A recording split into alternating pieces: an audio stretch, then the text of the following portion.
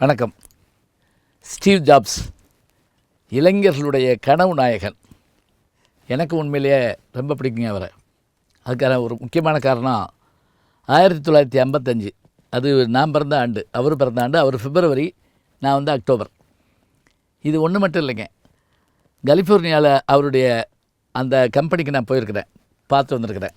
Apple அந்த நிறுவனத்துக்கு போயிட்டு வந்திருக்கிறேன். இதோட அவரை பற்றிய விஷயங்களை நீ பார்க்கலாம். 3 ஆப்பிள்கள் உலகத்தில் நம்ம மறக்க முடியாதவை. ஒன்று, புராணங்களில் சொல்லப்படுகின்ற ஆதாம் ஏவாள் அந்த ஆப்பிளை சாப்பிடலாமா வேண்டாமான்னு இது பண்ணும்போது சைத்தான் சொல்லியது சாப்பிட சொல்லி அப்படின்னு ஒரு ஆப்பிளை பார்க்குறோம். 2வது ஆப்பிள் மரத்துலேருந்து கீழே விழுந்தப்ப ஏன் கீழே விழுந்தது என்று யோசித்த புவியீர்ப்பு விசையை கண்டுபிடிச்ச நியூட்டன் நமக்கு ஞாபகம் வருவார். 3வது ஆப்பிள் நிறுவனத்தை உருவாக்கிய ஸ்டீவ் ஜாப்ஸ். உலக வரலாற்றை இந்த 3 ஆப்பிளில் அடைக்கிடலாம். எத்தனையோ சொல்லலாம் ஆப்பிளை வச்சு. ஒரு ஆப்பிளுக்குள் எத்தனை விதைகள் இருக்கின்றன எனக்கு தெரியும், ஆனால் ஒரு விதைக்குள் எத்தனை ஆப்பிள்கள் இருக்கின்றன எனக்கு தெரியாது என்று சொல்வார்கள். அப்படியான வாழ்க்கை தான் ஸ்டீவ் ஜாப்ஸினுடைய வாழ்க்கை. அவர் மிகச்சிறந்த பேச்சாளரும் கூட. அவர் தன்னுடைய வாழ்க்கையை பற்றி சொல்லுகிற போது 3 விஷயங்களை சொல்கிறார். முதல்ல சொல்கிறப்ப புள்ளிகளை இணைப்பது அப்படிங்கிறார். தான் பிறந்தது சொல்கிறாரு. அவங்க அப்பா அம்மா 2 பேரும் கல்லூரியில் படிச்சுக்கிட்டு இருந்த காலத்தில் திருமணம் ஆவதற்கு முன்பாகவே அவர் பிறந்தாராம். ஸ்டூடெண்ட்ஸுக்கு பிறந்தவர் இவர். நல்லா சொன்னால் வளர்க்க வசதி இல்லை. ஒரு இடத்துல தத்து கொடுக்குறாங்க. அந்த தத்து கொடுத்த வீட்டில் கிடைக்கிற சாப்பிட்டுக்கிட்டு வாழ்ந்துட்டு வர்றார். அங்கே இருக்கிற அந்த தரையில் தான் படுப்பேன், கோயில்களில் உணவு கிடச்சா போய் சாப்பிடுவேன். அடுத்தது இது புள்ளிகளை இணைப்பது அப்படிங்கிறார். 2வது லவ் அண்ட் லாஸ் அப்படிங்கிறார். அது 2வது விஷயமாக சொல்ல வர்றார். அது என்ன அப்படின்னா 1970களில் அவர் கண்டுபிடிச்ச முதல் அந்த கம்ப்யூட்டர் விஷயம். பிறகு அதை ரொம்ப கடும் முயற்சி பண்ணி 80களில் ஆப்பிள் கம்பெனியை உருவாக்குறார். ஆனால் உருவாக்குனா நண்பர்களோடு சேர்ந்து உருவாக்கின போது ஏற்பட்ட சின்ன ஒரு இதனால் அதிலிருந்து பிரிஞ்சு வெளியே வந்துடுறார். வாழ்க்கை ரொம்ப வெறுத்து போகுது. அப்போ இந்தியாவுக்கு வர்றார். இந்தியாவில் ஒரு வேளை சாப்பாட்டுக்காக நான் 6 மைல்லாம் நடந்து போயிருக்கேன் அப்படிங்கிறார். இங்கே ஒரு பாபாவை சந்தித்து சில விஷயங்களை கேட்டுக்கிறார். அதே போல் திரும்ப போகிறார். திரும்ப போய் ஒரு அனிமேஷன் இதை உருவாக்குறார். அதான் டாய் ஸ்டோரி. அதை அவர் சொல்கிறார் ரொம்ப மகிழ்ச்சியாக, உலகமே பார்த்து வியக்கிற அளவுக்கு. நெக்ஸ்ட் என்ற ஒரு கம்பெனியை உருவாக்குனார்.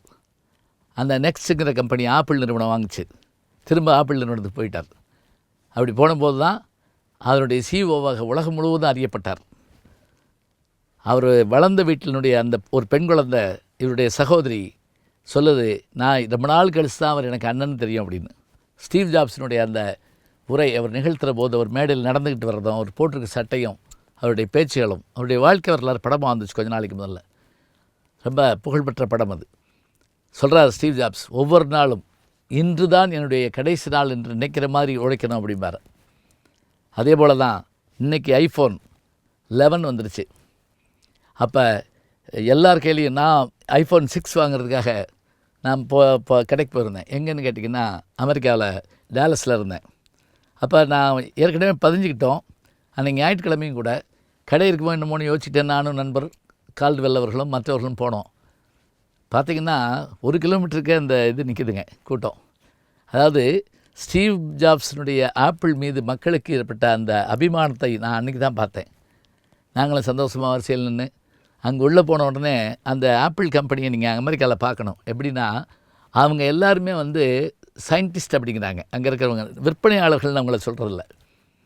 அவங்க எல்லாருமே சயின்டிஸ்ட் மாதிரி. அவங்க நீங்கள் போன உடனே அந்த ஒரு இதை நம்ம என்ன மாடல் வேணும்னு கேட்குறோமோ அதை சொன்ன உடனே அவங்க அதை ஸ்க்ரீனில் போட்டு காமிச்சு என்னென்ன வேணுங்கிறத சொல்லி அத்தனையும் விளக்குறாங்க. அவங்க போட்டுக்க யூனிஃபார்மும் அவங்க ஸ்க்ரீனில் ஒர்க் பண்ணுறதுன்னு பார்த்திங்கன்னா ஆங்கில படங்களில் வரக்கூடிய அந்த பாண்டு படங்களில் கடைசி இதுகளில் வரும் இல்லையா, அது மாதிரி இருக்கக்கூடிய அந்த இது மாதிரி இருக்குது. அற்புதமான இடம் அது. இப்போ நான் அதை வாங்கிட்டு ரொம்ப மகிழ்ச்சியாக நான் வச்சுருக்கிறேன். இன்றைக்கி நான் வச்சுருக்கிற ஆப்பிள் வச்சுருக்கேன்னு சொன்னால் ஸ்டீவ் ஜாப்ஸினுடைய வரலாற்றில் தான் எப்படி பிறந்தோம், எப்படி வளர்ந்தோம், இளைஞர்கள்ட்ட எப்படி பேசுகிறோம், அவருடைய உரை முழுவதும் தொகுப்பாக வந்திருக்குங்க. அந்த வாழ்க்கை வரலாறு நூலாக வந்திருக்கு, படிக்கணும்.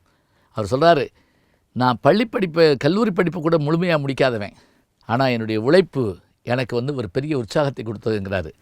அந்த உழைப்பு இன்றைக்கு அத்தனை பேருடைய கையிலையும் இருக்குது. உன் வாழ்க்கை உன் கையில் என்றால் அவர் வாழ்க்கை நம் கையில், அதுதான் ஆப்பிள்.